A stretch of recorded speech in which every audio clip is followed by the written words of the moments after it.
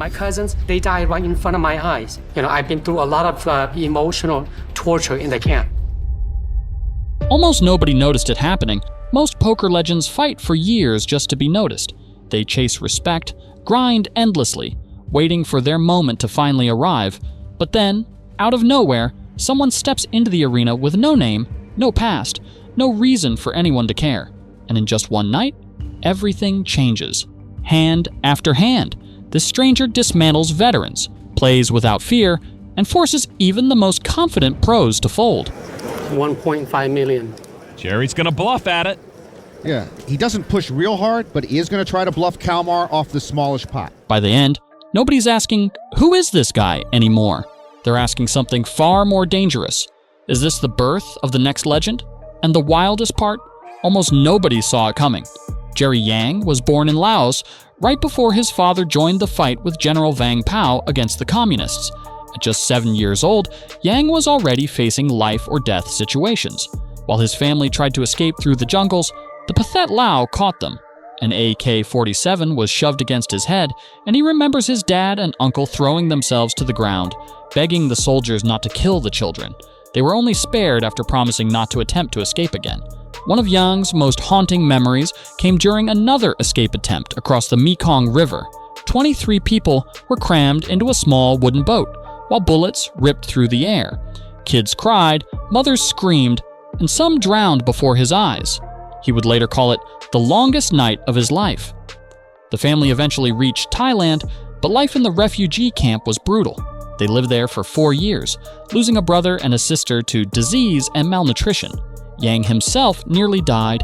His father even began funeral preparations before he miraculously recovered.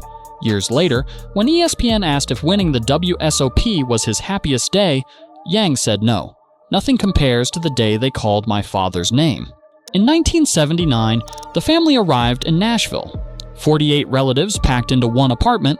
His father found work buffing guitars for $2.35 an hour, while Yang, small and malnourished, entered the 4th grade at age 11. He pushed forward, earning straight A's and even skipping a grade. The family later moved to Fresno. Yang worked nights mopping floors just to afford tuition at Fresno Adventist Academy, where he graduated as valedictorian. He went on to earn a master's in health psychology and dedicated years to helping foster children. The struggles never stopped, but neither did his determination. He even got into medical school, pausing it to serve as a missionary before becoming a psychologist and social worker. And here's the wildest part: Yang had never actually played poker. Growing up in a strict Christian household, even checkers and chess were banned. Poker? That was unthinkable. Crazy, right? And that's exactly why what happens next feels almost impossible. One night in 2005, Jerry was flipping through TV channels when he stumbled across poker on ESPN. Something about the strategy, the psychology, the sheer intensity of it grabbed him. He was hooked instantly. When he told his wife, Sue, about wanting to play, she flat out refused. Having worked in a casino, she had seen gambling ruin too many lives. Jerry, however, struck a deal. He promised Sue he would only spend 5% of his paycheck each month on poker. If he lost it, that was it. He'd have to wait until the next month. That discipline slowly built trust, and Sue eventually shifted from skeptic to his #1 supporter. Jerry never saw himself as a gambler. He was a student of the game. As a former family therapist, he knew how to read people. The nervous twitch, the forced smile, the smallest shift in body language. At the table, those skills became his weapon. Determined to improve, Jerry bought poker books and started playing in small Southern California casinos. Results came slowly. A few minor cashes, the best being third in a $550 event for just under $7,000. Respectable, but far from life-changing. Then came May 2007. Jerry entered a $225 buy-in tournament at Pechanga Casino, and this time, everything clicked. He didn't just run deep, he won it all. That victory gave him more than prize money. It gave him a golden ticket, a seat at the World Series of Poker main event in Las Vegas, the biggest tournament in the world. And what came next would take him from small-time results to a moment the entire poker world would never forget. When Jerry Yang arrived in Las Vegas in 2007, he was a complete rookie, facing more than 6,000 players. This refugee shocked everyone by shoving his chips in again and again, forcing folds and building momentum. 1 million. Another million from Yang. 1 million. And Jerry Yang is going to stand up and make it 1 million. 1 million again. He loves to say 1 million. He likes that figure. Against the odds, he made the final table, starting with the second shortest stack. The night before, he had meditated, promising to play fearless and aggressive poker. Under the lights, that's exactly what he did. One of the first big moments came when Yang picked up pocket jacks against Lee Child's pocket queens. After a series of raises, Childs bet into Yang on a dry flop. Without hesitation, Yang shoved all in. I'm all in. And Yang comes over the top. Wow. Childs, after agonizing, folded his queens face up. And he folds the queens. I don't like the laydown. I don't like him showing the cards. Yang dragged in a massive pot of nearly 20 million chips, his confidence now undeniable. Moments later, Yang tangled with Philip Hilm. Holding pocket aces, he pressured Hilm at every turn until an all-in shove forced Hilm to fold his weak draw.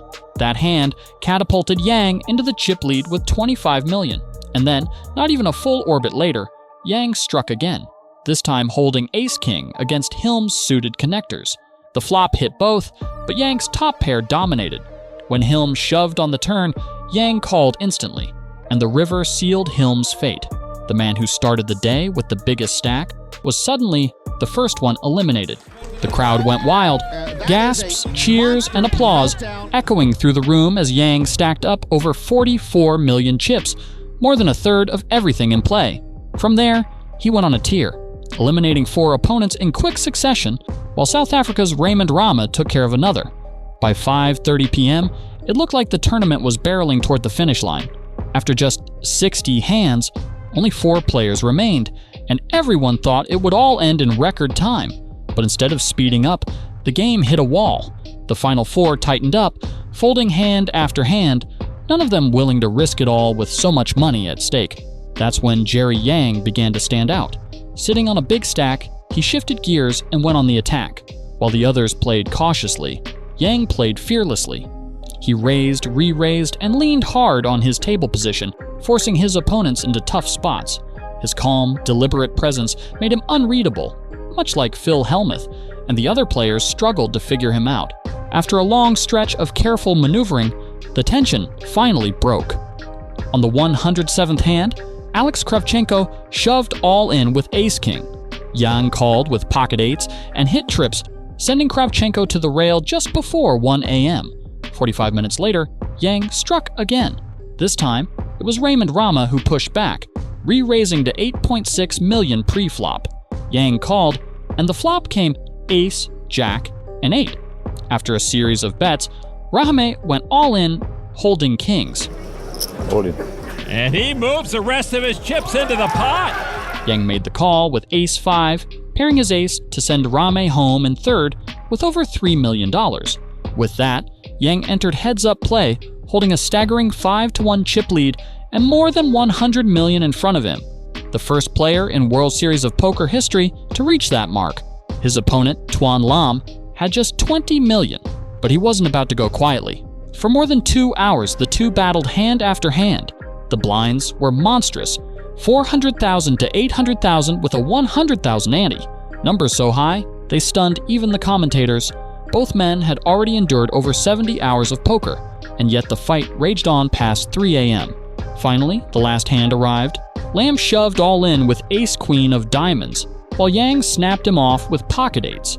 The flop brought a queen, giving Lam the lead, and the Canadian flag he waved in excitement seemed to signal a comeback. But fate had other plans. A 7 landed on the turn, followed by a 6 on the river, giving Yang a straight. Just like that, Jerry Yang became the 2007 World Series of Poker champion, walking away with $8 million after crushing the final table. A happy ending? Far from it. What happens next turns this victory on its head. Just as the world crowned him a champion, things began to unravel.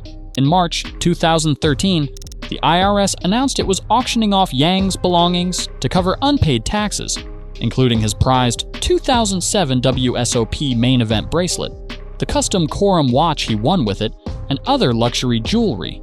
For any poker champion, losing the bracelet is like losing the crown. By April, a 50-year-old sports collector bought the bracelet for $30,000, far less than Jamie Gold's or Peter Eastgate's. The buyer even had IRS paperwork confirming it was seized from Yang. The watch, worth over $9,000 and engraved with 2007 WSOP main event final table, went along with it. Looking back, Yang admitted part of his downfall came from his generosity. He gave large sums to charities, tithes, relatives, and even started a restaurant before paying taxes. Though he paid nearly $1 million in state taxes, he still owed almost $572,000 in federal taxes plus $170,000 in back taxes. He cited bad financial advice and the 2008 banking crisis, which made even accessing his own money impossible. The fallout brought criticism. In 2014, former champ Joe Hashem accused Yang and Jamie Gold of destroying the legacy of the world champ. Yang was stunned, defending himself by saying his tax troubles had nothing to do with poker. That's my personal issue. Despite the controversy, Yang pushed forward. In 2015, he opened Dynamite Grill in Las Vegas, but shut it down when his father was diagnosed with colon cancer, choosing instead to be his full-time caregiver. After his father's passing, Yang skipped the 2016 WSOP and devoted himself to missionary work across Laos, Vietnam, and Thailand. Back home, he shifted focus to Fresno, opening Shobu Japanese Cuisine in 2019. The restaurant quickly became a local favorite with glowing reviews.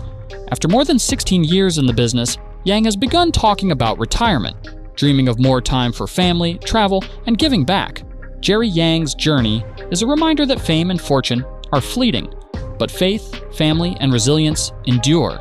Through every setback, he's rebuilt, and maybe, just maybe, one day, he'll return to the final table.